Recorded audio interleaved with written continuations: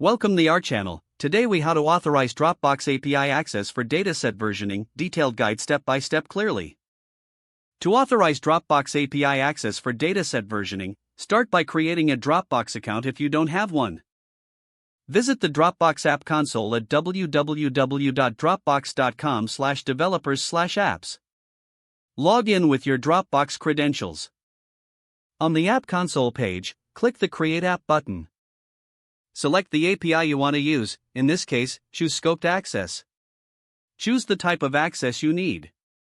For dataset versioning, select Full Dropbox or App Folder, depending on your use case. Give your app a unique name to distinguish it from others. Once you fill out the required fields, click Create App. You will be redirected to a settings page for your new app. Here, you'll find your app key and app secret.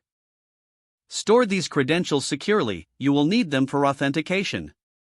Scroll down to the OAuth 2 section. Click the Add Token button to generate an access token for testing. Copy the access token provided, this will be crucial for your API requests. Next, find the Permissions section and configure necessary scopes for your app. Make sure to enable the scopes relevant to dataset versioning. After setting the permissions, save your changes.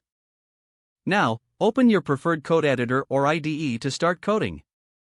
In your code, utilize a Dropbox SDK, such as the official Dropbox SDK for your programming language. Import the required libraries to make API calls. Set up your environment to include the app key, app secret, and access token. Initiate the API client in your code with the access token. You can now perform actions like uploading and versioning datasets. Ensure you handle errors and exceptions gracefully. Test your implementation to verify that the authorization is working correctly.